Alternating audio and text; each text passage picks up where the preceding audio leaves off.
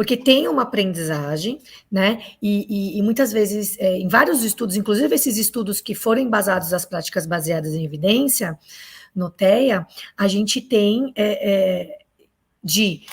diminuição de comportamentos inapropriados e os aumentos dos apropriados, que seria praticamente isso que você falou, né? Ele começa a ser mais assertivo, ele começa a fazer aquilo certo sempre, que eu não vou precisar ficar reforçando toda hora, que aí chega uma hora que você não precisa reforçar, ele sempre vai fazer, né? Então, a atividade assim, vai ser reforçadora, né? Já pode ser reforçadora para ele. Então, assim, isso é muito válido, né? Porque o que a gente está falando aqui, gente, não é uma coisa que, tiramos de algum... Não. É uma questão de evidência, né? E tá ali em conjunto também com a análise do comportamento, porque se a gente não souber, repito, se nós da área motora não soubermos análise do comportamento, pelo menos a base, né? Para a gente poder ali manejar, a gente está frito. Mas uma coisa que eu fico Eu fico muito preocupada com receita de internet. Gente, o que serve para o meu filho provavelmente não vai servir exatamente para o seu. Exato. Por isso que, sim, é muito importante na hora de montar esses planejamentos, primeiro, saber o repertório dessa criança, porque você vai ficar frustrado. Você vai estar querendo fazer uma atividade ali de linguagem receptiva, de pedir para sua criança pular, andar para trás, sei lá mais o quê, e ela não vai responder bem porque ela não tem esse repertório. Exatamente. Ou da questão da receptividade, né, da linguagem, ou a questão de fazer o movimento. Porque nem toda criança anda para trás. Ele pode até entender, mas e aí? E agora? E aí, a gente chega no outro ponto, que a análise do comportamento ela é riquíssima. Nas ajudas. Eu não estou falando sobre dar erro zero, que a criança não vai errar, mas você saber da ajuda. E você saber da ajuda na hora da área motora, você precisa de um auxílio de um profissional muitas vezes. Não é simples. Não é simples, porque eu vejo, é outro ponto, Carol, que eu vejo que as pessoas elas pecam muito nisso daí. Você vê a criança 6 meses, o terapeuta ali o tempo todo pegando mão sobre mão, só que tá faltando um outro pré-requisito ali que tinha que ser trabalhado, que não foi. Então, você acaba deixando a criança dependente em ajuda, porque ela não sabe fazer o outro movimento. Igual, eu vou dar um exemplo do Aquiles. É um erro meu. Vou contar um erro meu, porque eu acho que nada melhor que contar meus erros do que a gente ficar apontando dos outros. O Aquiles, até hoje, a gente não consegue fazer ele desenhar direito no papel.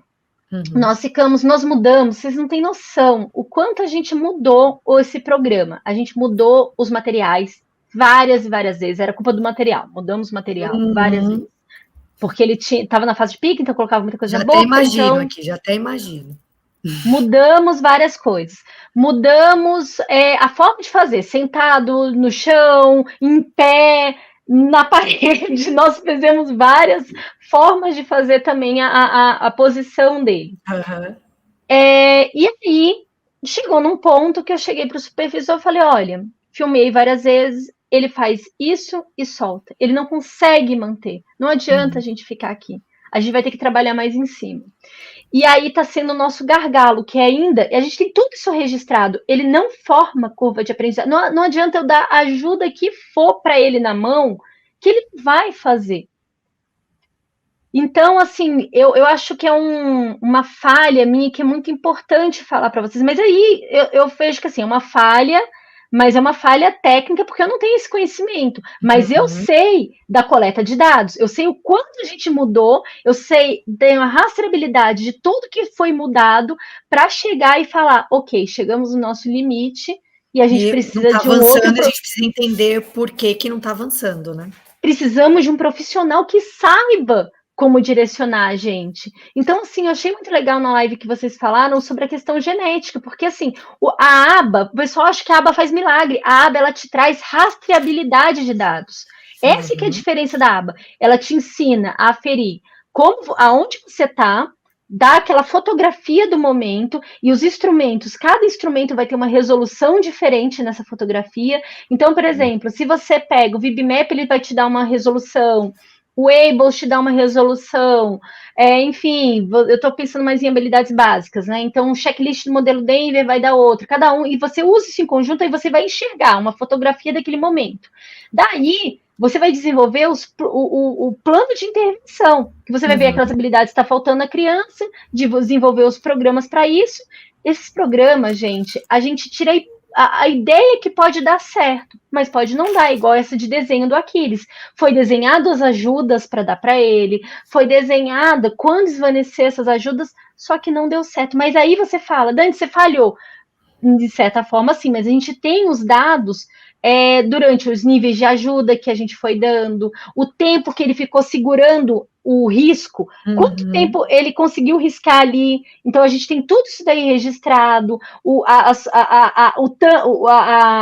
a distância que ele riscou. Então, são dados que são valiosos. E isso que a análise do comportamento ela traz. O erro é um dado. O erro, assim, o não desenvolvimento é um dado importante para a gente tomar decisão.